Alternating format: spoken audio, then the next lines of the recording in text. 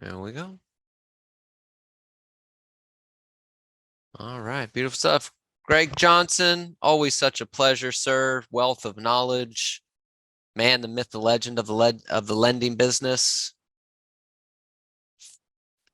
Thank you. Floor is yours, sir. Thank you. You guys seeing my shared screen with the handout? Take it. Okay. I'm going to hit the banking industry, which is our number 2 objection, but it seems to be the most common that I'm hearing these days is it a good time to buy or refinance? And there's a lot of concern that's out there right now with regards to banks that are failing.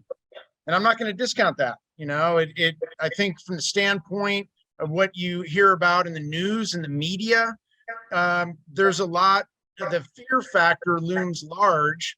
And in fairness, I mean, even our the standard news these days largely is filled with just, you know, devastation, destruction, problems, you know, on and on and on. So it seems like that's maybe what the media is covering largely anyway. But I'm just going to talk, just, you know, if nothing else, to try to you know, wrap your head around what's happening, why it's happening, how does it affect us, you know, what the hell's going on out there, and put some people at ease, quite frankly. So the news from last weekend, if you've just coming out of your proverbial rabbit hole, a couple big banks got rolled last weekend and failed altogether. And we're talking the second and the third biggest failure, largest bank failures in the history of the U.S. So we're not talking about small institutions. We're talking about hundreds of billions. And like, what the heck?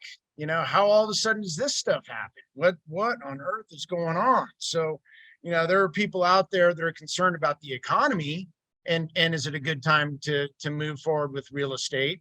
And then the second you get this quote unquote double whammy, or triple whammy for that matter, with a couple banks failing, puts a lot of nervous anxiety in the market, would be an understatement. So who's kidding who? So today, and it isn't a special meeting, but the Federal Reserve has what they call Federal Open Market Committee meetings. And it's when they meet to discuss their monetary policy. And today was the big day as far as the next meeting goes. And there was speculation about a month ago that the Federal Reserve was going to increase rates quite a bit to try to curb inflation. So the higher rates go, the more expensive the cost of goods are. Hopefully we can reduce, you know, the price across the board, reduce inflation, and get to some kind of more of a medium. So what does the Federal Reserve do in its entirety is they're looking for steady as you go. So the Federal Reserve is looking for kind of very, very small swings up or down. They're not looking for any huge achievements or failures for that matter. They're trying to control our monetary policy and keep everything very, very consistent. So there's no fluctuations in our financial markets. So having said that, the Fed increased their benchmark rates today by 0.25%. Happened at 11 o'clock our time, was the start of the meeting. So it just came out, was just announced. It was expected to be as high as 0.75 of a point. You know, upwards of 2-3 weeks ago, before the bank failures, the contention was we're probably looking at a 0.75% increase, which is in line with everything that we had last year. So continue just up. The bank failure, and as rates are going up, and in kind of a reverse measure or move, as rates go up, the treasury, the treasury yields and treasury bonds, the rate that they pay come down. As rates come down, the treasury yields and those bonds go up. So they kind of go in reverse to one another. So if I had to, in very, very simple terms, and a couple of the banks that failed, one of them was in Silicon Valley. Silicon Valley Bank, doesn't take much to realize where they're located. But they were the first one to get rolled. And they had a lot of startup depositors, a lot of money coming from the tech sector, a lot of venture capital money. The other bank that got rolled was in New York, largely New York City, is Signature Bank. Much the same. A lot of new money, a lot of venture capital money. The acronym VC for venture capital is basically high yields for kind of a quote unquote if come. You know, you get a great return on your investment if all this pans out and everything works out the way that we'd otherwise like it to. But it's much more risky in its approach. What I would say about each of the in more volatile sectors and the hundreds of billions of dollars they have is not coming from grandma and grandpa's savings account in Des Moines, Iowa, you know, or sitting, you know, in small markets. You know, I'm in Sioux City, South Dakota. They're not as heavily affected by any means, to say the least. The Federal Reserve has come in, the government in general has come in and said nobody's going to fail. So they're going to step in. When the Dodd-Frank Act occurred back, coming on like 13 to 15 years ago, the onset of the Dodd-Frank Act that happened after the downturn in 07, 08. There's a lot more federal regulation in the industry, and banks needed to increase their FDIC insurance. So basically every bank out there had to increase that piece of what they retain on their books and their balance sheet to be more conservative and offset any risk that might occur. So there's a lot of foresight that went into that. I'm not going to discount it, but like I said, the government's come in and said, we'll take over any bank if we otherwise need to. And really, in essence, right now, and why there's failure is as rates are increasing, the treasury yields are decreasing, and the banks that are failing, quite frankly, invested money in these treasury yields last year. When money was up, the yields were great, rates were lower, or in 2020 and 2021. And now that the pendulum has swung the other direction, they're absolutely eating it on the yield spread. So they're losing money on these investments, and the nervous anxiety on the street is creating these depositors to withdraw money, and into the tunes of a lot of it. So without that liquidity, they can't hang. They're losing at too great of a rate. And absolutely, you know, those couple that have already fallen by the wayside happened very, very quickly. So the Signature Bank in New York City actually was the third largest bank failure in the history of our country. So these are not to be understated. These are really big deal. What I'll say from our federal government and the ability to take over the banks is basically they can take them over, hold on to the assets, wait for things to rebound, regain value, almost equivalent to 07, 08 when property values were tanking. We're going to go ahead and retain the asset, wait for values to appreciate, get back to a level playing field, and then, you know, we'll basically let them, you know, take over the reins, for lack of a better term. So from the standpoint of the U.S. Treasuries, and in comparison to what occurred in the past, is the downturn in 07, 08. And there are a lot of people out there that feel we're headed right back into 07, 08. Not going to happen. It's not going to happen. 07, 08 was driven by foreclosures. It was driven by a credit crisis. And that's really it. There's a lot of really sketchy loans that were done. If you had a heartbeat, you could get a loan back in the day. That was really it. I mean, it was painstakingly easy. From the standpoint of today and what's occurring, and the crisis is largely balance sheet driven. It's not a credit crisis. Banks are just caught in a rock and a hard place and have basically moved money into assets on their balance sheet that are losing their ass. And when people are withdrawing money, they don't have any liquidity to hang in there and continue to operate. That's really it in a nutshell. The larger banks have not invested so much into the treasury yields. They've diversified themselves on a much greater level, to the extent where, you know, the reality is they're going to be able to pull through at a much greater clip. 08, 07, 08, to put things in perspective, we had over 600 banks in the United States of America fail. 600. Right now, we're talking so far 2. And I'm not saying it's not a lot of money or it's not hundreds of billions. Could there be other ones that are coming behind him? There could be.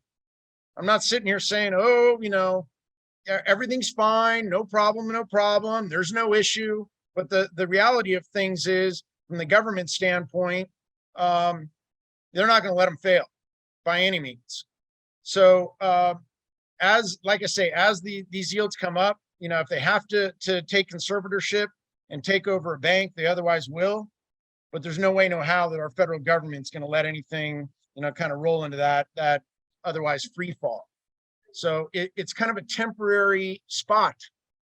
The Federal Reserve wanted to increase rates. They wanted to increase them 3 times more than what they did. Here's a little pop-up on my screen. You're seeing market improvement. Rates just went up 0.25%, and lenders are already showing betterment to rates. Okay, so it's not like, oh my gosh, everything's cratering. I'm losing my business. I got to go find another career. Not even kind of.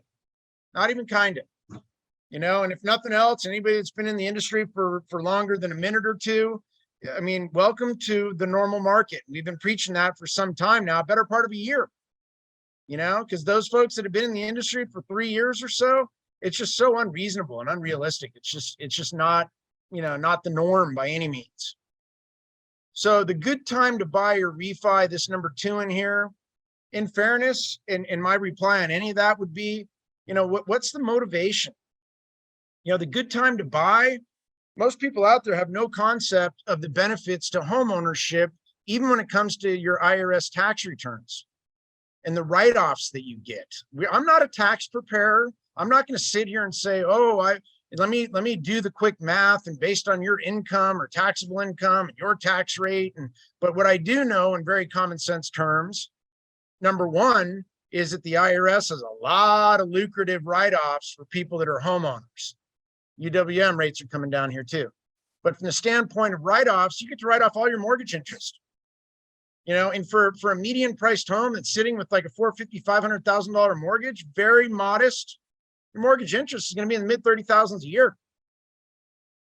So you're talking about, arguably, somewhere in the 35,000 or so to reduce your taxable income just for the interest, plus your property taxes, arguably is another $7,000-8,000, plus your homeowner's insurance. So you're arguably up into the low to mid 40,000s to reduce your taxable income.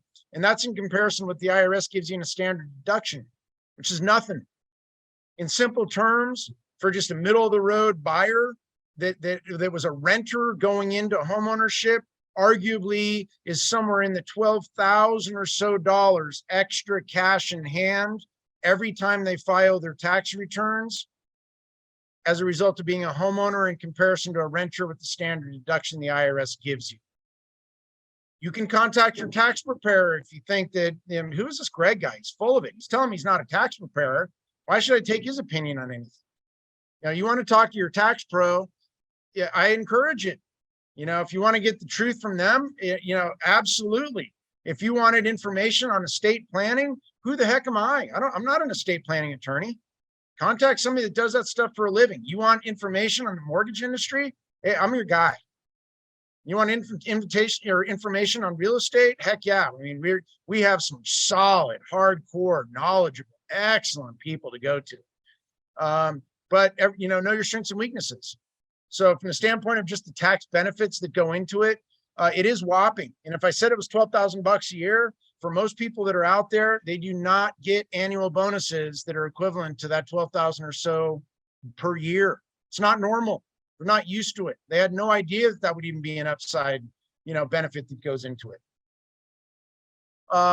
So yeah, the good time to buy a refi, I would always look at the motivation and then take advantage. I'm not going to say manipulate, terrible word, but take advantage of what their motivation and what they're geared for.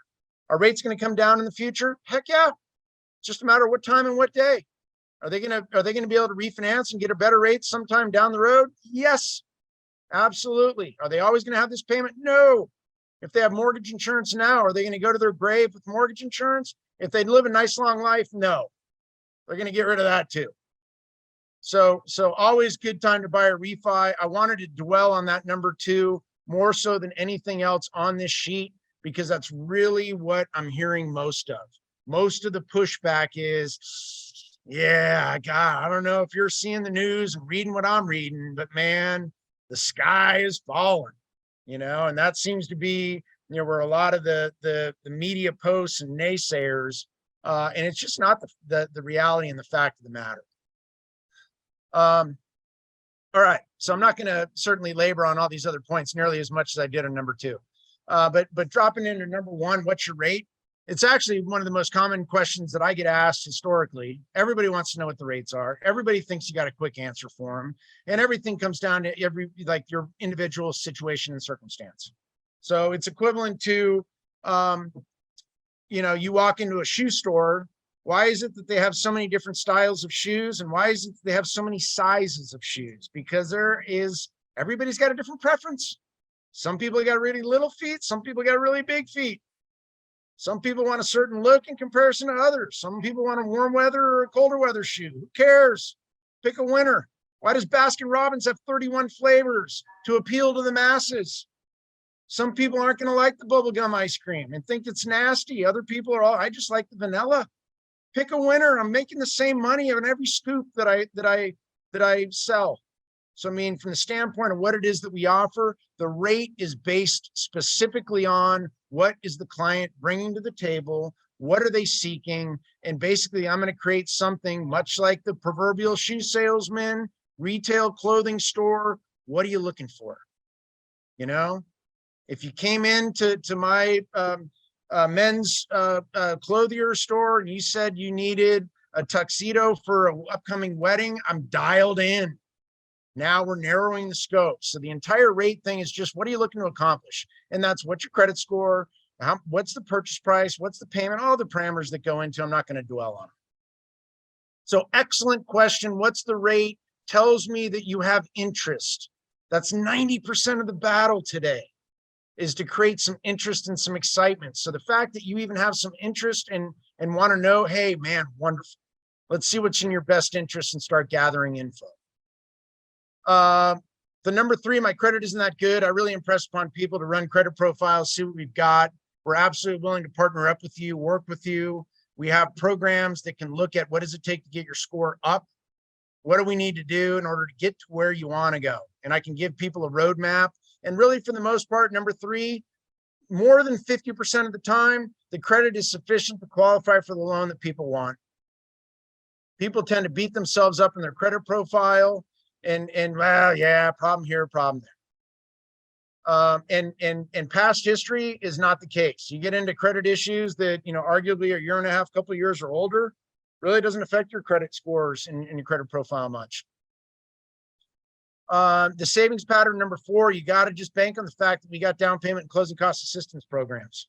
I've had a lot of people ask me about a federal grant that I'm seeing in social media. I'm seeing in some news clips that's coming out. I've seen some people mention $25,000. I've seen other people mention 20% or 25% of the purchase price. I haven't seen any of our lenders offer guidelines on it yet. I've seen dates that are coming out Monday the 27th. I know that the program, there's something that's coming around the corner. I talked to an agent out of our Canyon Lake office earlier this morning, and I mentioned to her, I have it out to every one of our lenders. As soon as I have information on the program, I will let you know. I'm overly certain that it will have certain guidelines. It's not going to be for every person out there, and there's just free money, come and get it. And one of them is probably going to be maximum income limits. It's probably going to be geared towards people in a more modest median income level. Number 5, the whole long-term job fee. I mean, you really got to look at the unemployment rates and the job market, but anybody that's concerned about their job, unless you are in such a specialized field, there are so many opportunities for employment that are out there. I'm really hard pressed to say that there isn't arguably a job for anybody, and no slight on those that are less fortunate and or might be jobless and or homeless that are out there. But it just seems like there's so many opportunities. Where there's a will, there's a way.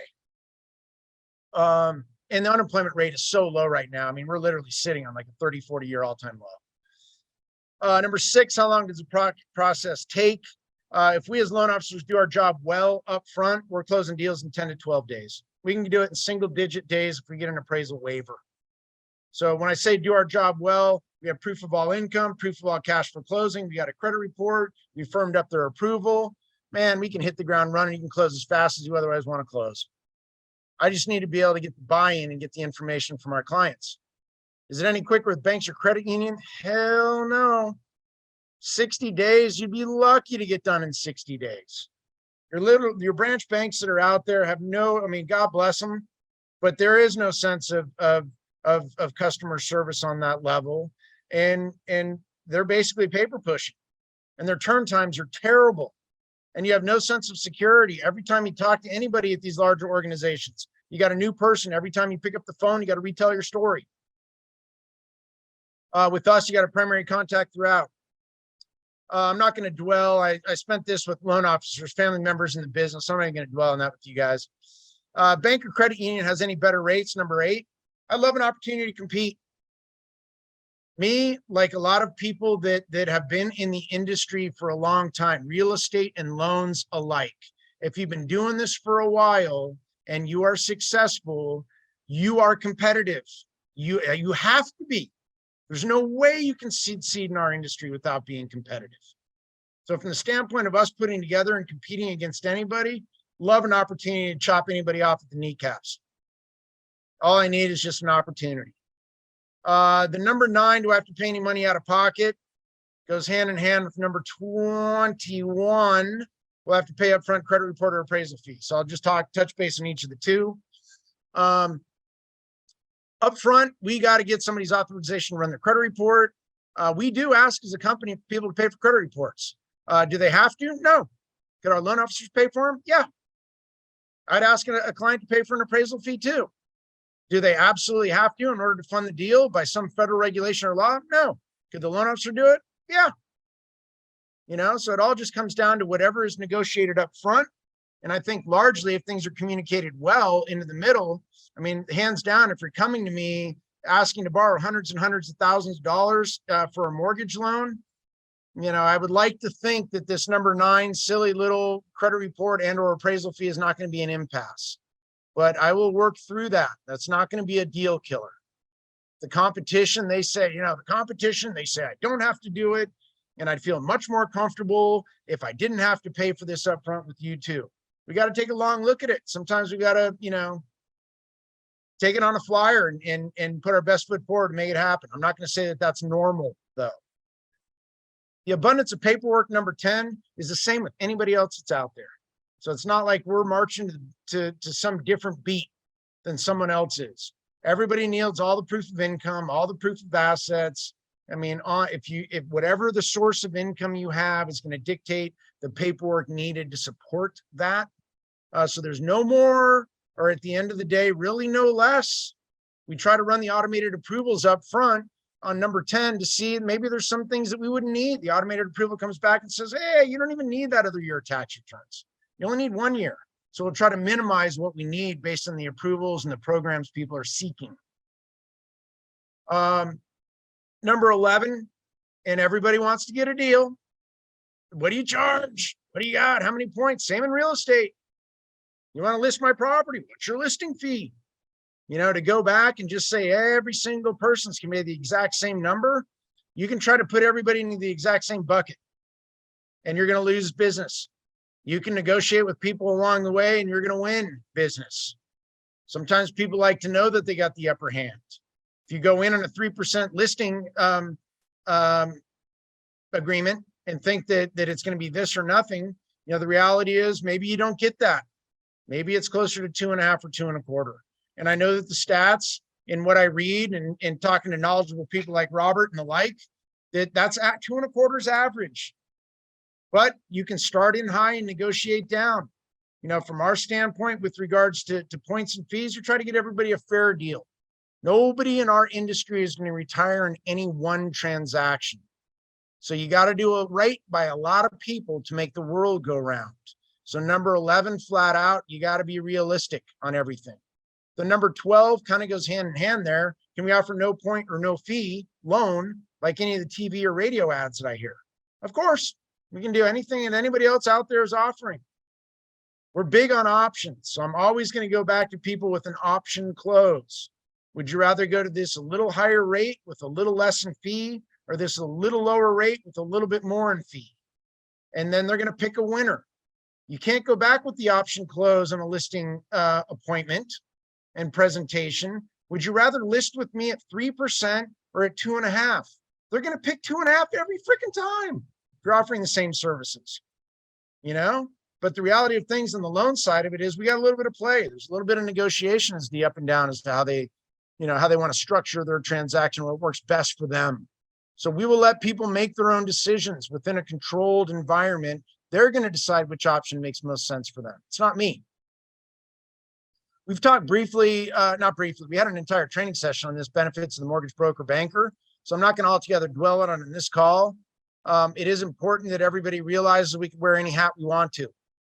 So if it's in the client's best interest for me to be a broker, I'm a broker for you. If it's better for me to be the direct lender or mortgage banker, that's the hat I'm going to wear. So wherever I can get you more favorable financing is what I will pursue. And that's the role that I will play in the industry. Okay. So nobody's just getting scared and we're all treating everybody the exact same. Whatever's in their best interest is what they'll get. Number 14, do mortgage brokers charge more than going direct with the lender? Yeah, the fact of the matter is the lender at any given time, if you're dealing with one size fits all, whatever spot in time that they're looking at getting the loan or locking in the rate is going to be whatever the lender's offering at that time. And quite frankly, it could be terrible. You have no idea. The broker has an ability to take a step back and look and see, hey, where is the best bang for the buck? Where are you getting the best loan? And then hand in hand, as a mortgage broker, I almost compete with myself as a mortgage banker. Is it better for me to broker it, to a lender or just fund it on our own warehouse line? Can I get a better deal for the client? So I'm literally almost competing against myself to say which is better for them, which is going to be easier and better for me to sell and get more referrals at the end of the day. The number 15, I can't afford it. With some people that are looking from a homeownership standpoint, if you're paying any reasonable money in rent, I don't know how you can afford not to be a homeowner. There's so many programs. The barriers for entry are a lot lower than they ever have been, unless you're just absolutely getting a really screaming deal, or room rent. And, there's some people just based on the lifestyle they've created with their jobs, with their credit, with their savings ability. I'm not going to say, some people don't work themselves right out of the housing market. It is what it is. It's always going to be that way. From the IRS's standpoint and the government standpoint, and I mentioned this to somebody I spoke to earlier this morning, also on another call, is they want everybody to be homeowners. Why are all these down payment assistance and closing cost assistance and these state programs and government programs?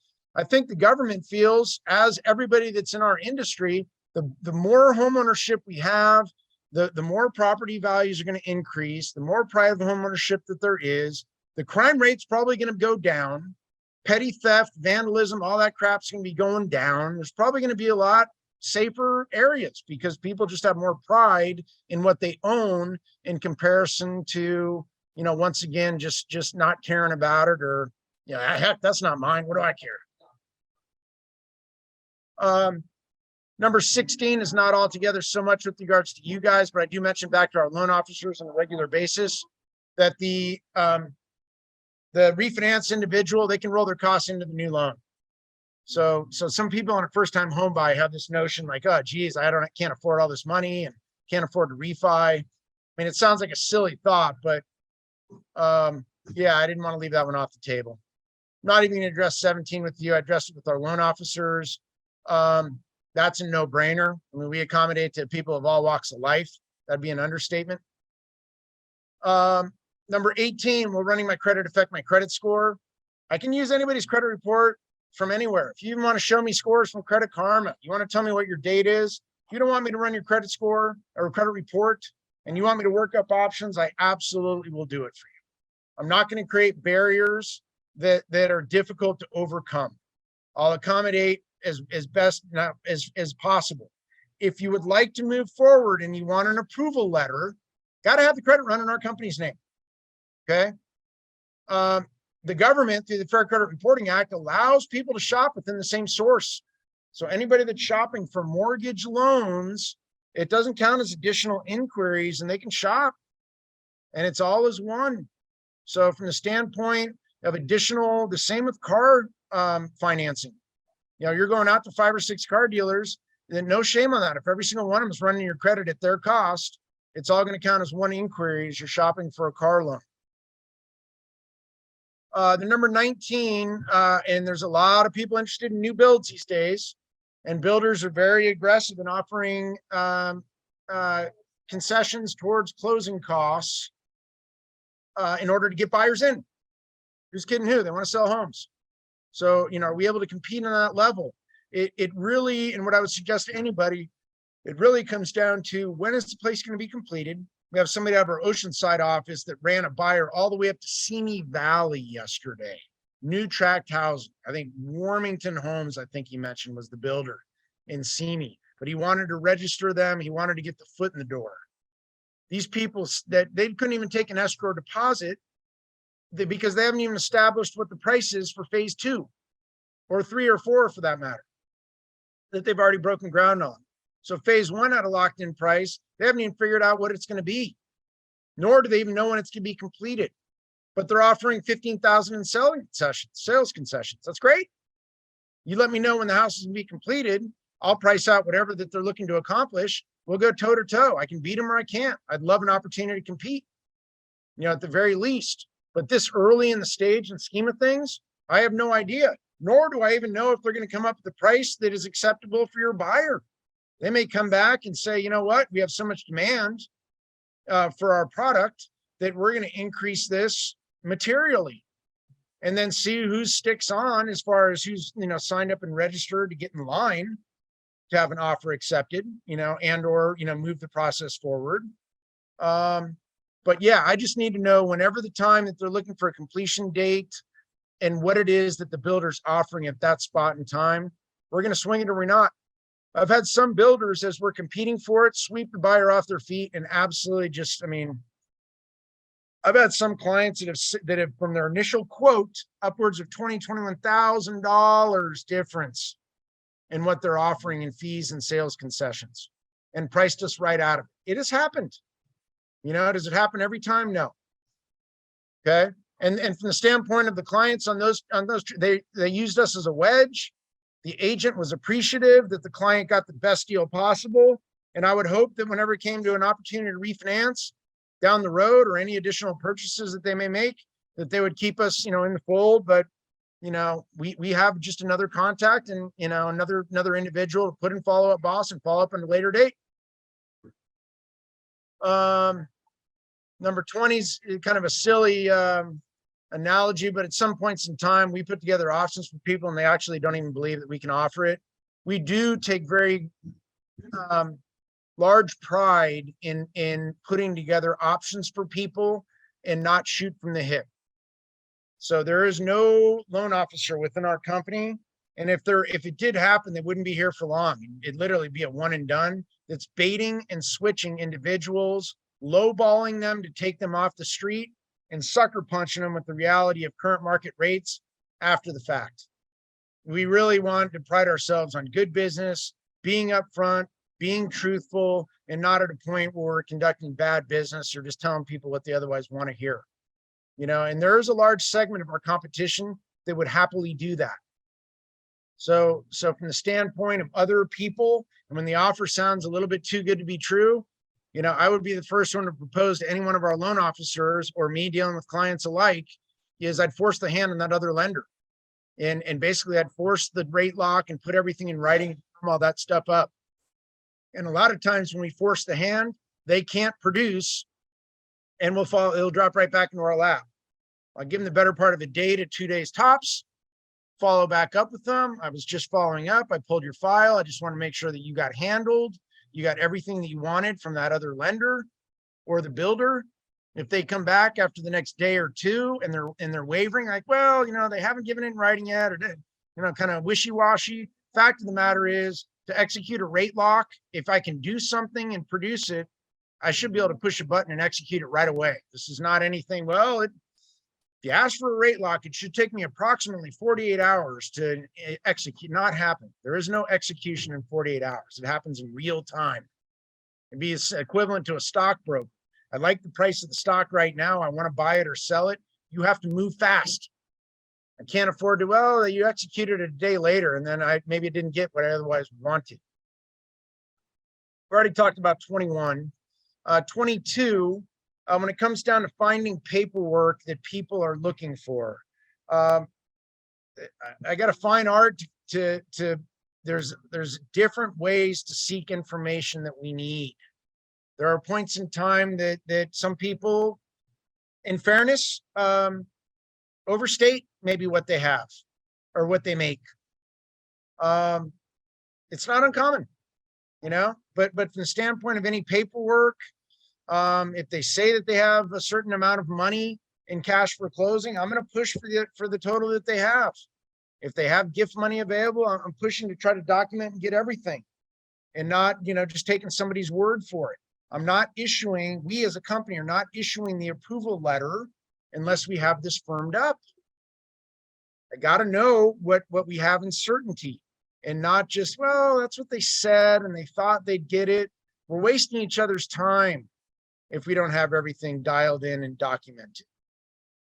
So from the standpoint of anything that's out there, I used a stupid analogy with our loan officers, with people that get Social Security income. There are a lot of people that don't keep any paperwork, they get it all. Or that, I'm paperless. I don't have anything. I don't get any bank statements, but if you're paperless and you are, living, in today's current world, which is super common, then you have online everything. You can log into that. You can immediately pull the statements down. You don't even have to print anything. You can absolutely save it right on your desktop, send it to me in an email attachment. Literally to retrieve the pay stubs if you're paperless, or the pay stubs alike, or bank statements, super quick. I joked yesterday, I was mentioning about the people that get Social Security income. They get a benefits letter once a year. It hits in December of what the new upcoming year, the amount of money that they'll receive. And, I joked yesterday about somebody, I didn't get my benefits letter and what are they doing to try to get it? I wrote a letter to my congressman. It's just like, holy cow, what just happened? Are you kidding me? That it's like, you'll probably never get it. Two, it's going to take 3, 4, 5 months. It would be equivalent to, my name's Forrest Gump and I'm starting to run to Washington, D.C. to get the Social Security Administration. I should be there in, I don't know, a few weeks, a month or so. There's a ton of ways that we can retrieve and obtain info. SocialSecurity.gov website is painstakingly easy to get it straight from the source. But as with anything, if it's out there, pretty well, have a different angle. If you can't get it this way, then let's get it that way. And even income, every employer retains copies of all the income, W-2s, all that stuff. People don't have it. Some people are just organizational skills are terrible. It doesn't mean that I can't help you and get you in, to the loan or the property you're seeking. Number 23, how do I create urgency, excitement, enthusiasm, get all paperwork needed, and keep clients on a time clock? And just we as a company. So I mentioned earlier on the, so, hey, what are the current interest rates? It's a wonderful question. I love the fact that anybody would inquire about anything in our industry. It could be anything. I think property values are going up and down. Oh my God, it's wonderful that we're even talking. The fact that we're engaging people on this medium tells me that we're slow dancing. At least, there's something here. The paperwork and the urgency and excitement, until I can get everything down on paper, and you want to move forward. Most people, who's kidding who, are looking, they're online. They're looking the stats read 6-7 months prior to really engaging on a serious level. They're already looking at properties online. They're already kicking tires long before they ever go to the car lot to buy a car. They're seeing what's out there. What does it look like? And what would this be? Most of the online sites, it's garbage information. You know it as well as I do. How many of the properties in realtor.com are still available? Not a ton. God, that was the one for me. Yeah, but once again, the quicker we can get all this in a row, when your house becomes available, we hit the ground running. Okay. I've coached, and I mentioned this briefly, but I've coached just dozens and dozens of teams. My kids this year are 20, 22, and 24. And I mean, I really enjoy it. It's great. And I would preach till I'm blue in the face about control the things you can control. And with anybody on any level, the almighty energy and enthusiasm, they're big. You might not be the best player in the world, but if you have good energy, you give it all you got, you have good enthusiasm, man, it breeds. You have the negativity that goes into it. I'm walking into a listing appointment. Just don't think I'm going to get this one. And I'm up against a heavy hitter in my area. And I already know that they have an appointment with the gorilla in the room, and I'm never going to get it. You're shooting yourself in the foot instead of exuding the positivity and excitement. Like, man, I'm getting this. I'm the one for them. I'm the best. But that whole excitement and enthusiasm to put it all together, the second that they show any level of enthusiasm, that almighty time clock, and I do not understate this at all, because it really drives a lot of my clients and our loan officers' clients as to how we are following up with people, is they're basically setting their own time clock as to when they want to move forward, when they're going to have the paperwork into us. Here are the things that I need: the tax returns, the W-2s, or a pay stub, or bank statements, whatever it is. Do you know where these items are? Either they say yes or no. Based on your schedule, when do you think you could have them to me? They create the expectation as to when it's going to be in. Now, for me to follow up with them, the fact of the matter is, you were tired, you got into bed, I just tucked you in. I did every single thing that you're seeking. I'm just like, man, just ease and facility. You said that you'd have everything to me by Wednesday the 22nd, by close of business.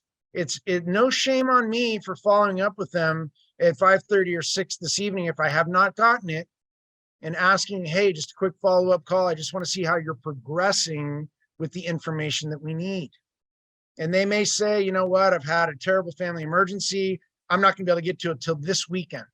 You think you could have it to me by Sunday evening? Well, I can't scan it from my house. It's going to be on Monday. No problem. If I haven't gotten it by maybe Monday, mid-afternoon, late afternoon, I'll follow up with you then. So there's no shame on us following up when they have created their own time clock. And in a really nice way, I'm going to have them basically, put themselves on the clock and create their own time frame, whatever it is that you want. If you're coming back saying, I really like this particular house, fact of the matter is, time is of the essence. So you're really excited about something. I'm excited for you also. I want to get out the proverbial pom-poms and be your best number one cheerleader. I'm on your side. Once again, it's that old adage, if you're not happy, I'm not happy. If things aren't working well for you, then at the end of the day, I'm not doing my job. But if you've created timelines for yourself, and then I stay within those timelines, I can keep you on that clock.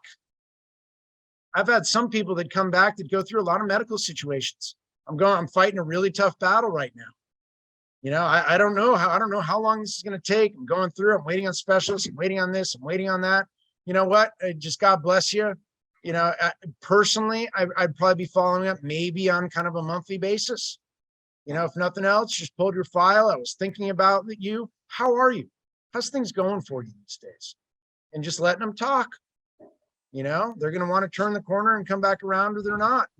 But from the standpoint of seeing, what altogether is out there, I don't see property values bottoming out. I don't see property values even coming down on a material basis.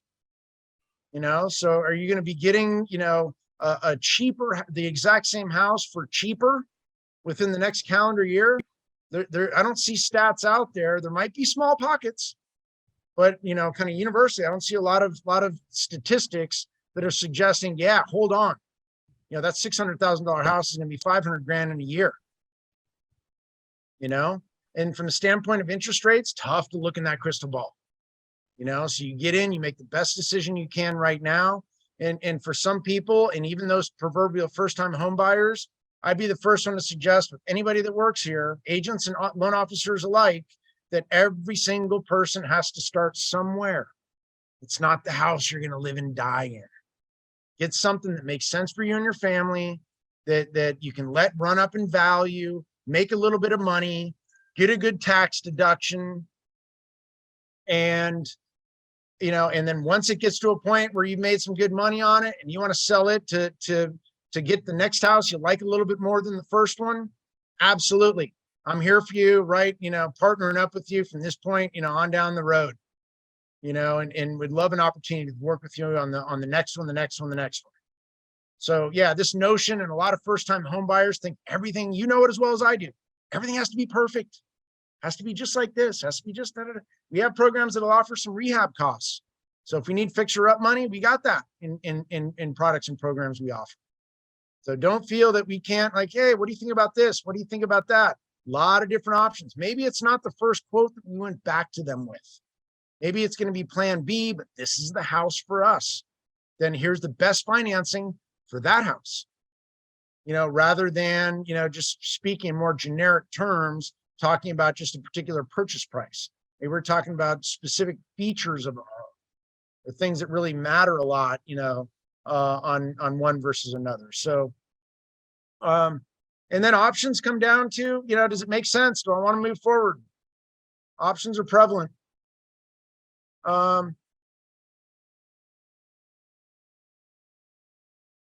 Yeah, I'm getting and I'm that Riverside County Assistance Program. I'm hearing about that, and I haven't seen I'm just reading off the chat box here real quick. Yeah, long and short is, I know that there are additional programs on the horizon for assistance money. I know that they're all going to have, I talked about that in the top piece here. They're going to have strings attached. I already know it.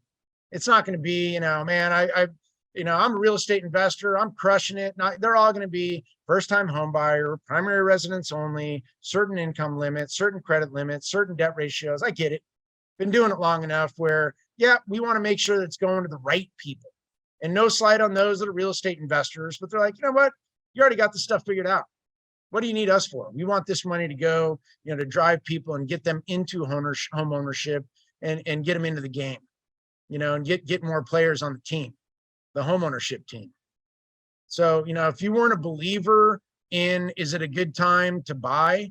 I don't think you'd be on the call. And that really holds true. You just got to exude that level of confidence and realizing, what we're seeing in the industry. It's a really tight home stretch. And last comment I got here is, it's a very tight predicament that the government and the Federal Reserve has right now, because they want to increase benchmark rates to decrease inflation. But yet, as they increase benchmark rates, the treasury yields are going to go down, and it's going to put more banks in jeopardy. So it's a very fine line right now. The Federal Reserve wants everything even Steven, very small changes, no big swings in the economy, steady as you go. So there's a lot of effort. If they need to have, special meetings that don't fit into the standard schedule and calendar, they'll do it. But at present right now, I think that after the bank failures last weekend, everything in the financial community felt that the Fed was going to go 0.25% today instead of the 3/4 expectation, which is exactly what rolled in. So feel good about the fact that market rates have settled a little bit, that they're already built into the pricing we're seeing. I put my contact information on the bottom of that handout. You can call me anytime. Bounce anything. If I can help you, as always, absolutely happy to help. But we are here for you. Not alone. Everybody, the most people I talk to feel that, I get all the difficult deals. I have all the problem clients. It's not the case. People like me and Robert, we're dealing with folks for a living, that work with us and within our brokerage. You are not alone. You are not on an island. Just a matter of just, keeping your wits about you and just realizing that, hey, we got to overcome whatever objection they're giving us, whatever they're, presenting to us, that I just got to be able to accommodate your particular needs and make you feel good about yourself and feel good about me along the way.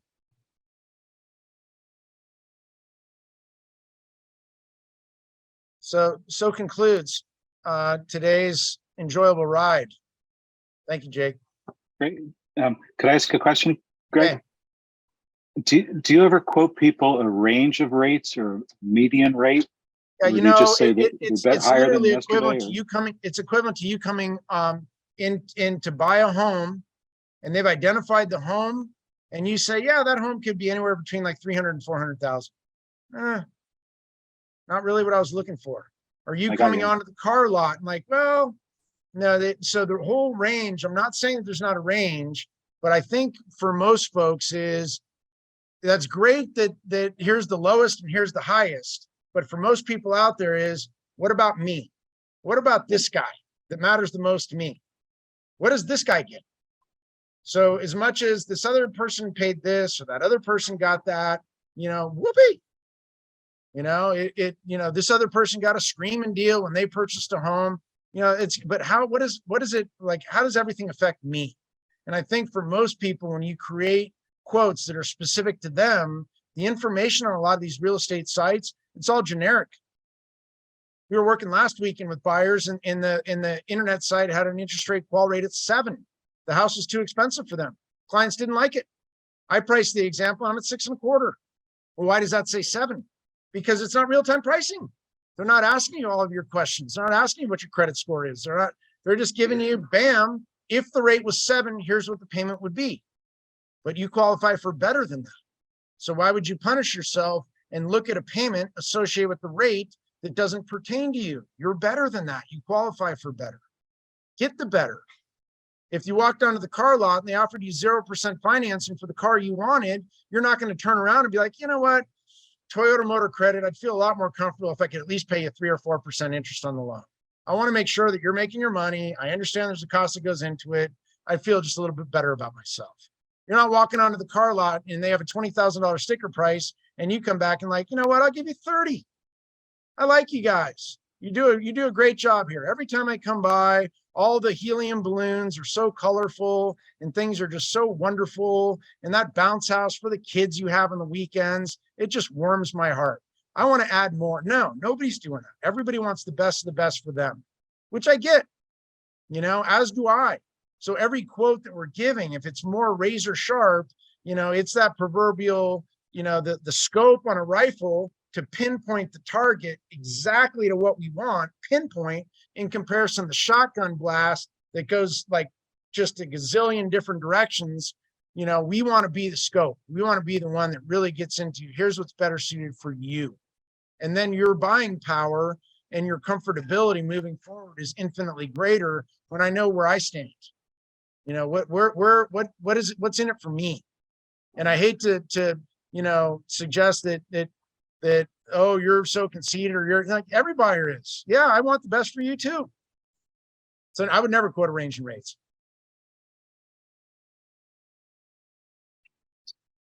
Any other questions or comments? Yeah. Sell trust. And absolutely. And if you want any, I'm happy to help on any level. There are times that I'll do a quick, pre-qualifying call. I'll sign the deal out, to another. I'm happy to quote people quickly, keep it very easy, painless, no commitment up front, no cost up front, no credit report up front. I can have a good quality conversation with anybody in about 3 minutes to 4 minutes tops. I can put together programs within 5 minutes. Bam. Here's everything for what you're seeking. As long as you were upfront and truthful with me, is your score going to stick? We have a real estate investor here in Southern California that went back to one of our agents and loan officers that wanted to buy out of state. I want to buy units. I want to buy units in North Carolina. Man, I'm a player. Woo! And I 700 credit score. We ran the credit 507 was the mid score. That's a lot different than 700. So everything that we created at the 700 score is not going to stick, but it's not shame on us. And it's going to be a lot more difficult for them to get where they want to go with the 507. So now it comes down to, you're going to be in a hard money loan, or we need to start working on your credit profile to get your score up so you can get better terms for financing. And that's really it.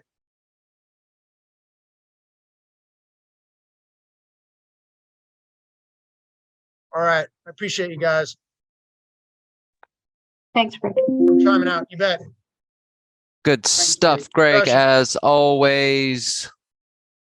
Thank you, Robert. Thank you, sir. I didn't do anything. man. You the man. Heavy Yeah. lifting. All right, good job, everybody. Okay, we still have a lot more fun to do today. So what do we have going on our open mic? We got Robert, Frank, Christina, Laura, Barry. Jam-packed afternoon of open mic. People doing prospecting. Stick around, have some fun. Put some wins in the chat box. Let's go. Robert, the floor is yours, sir. Thank you, Robert. All right, let's make some money.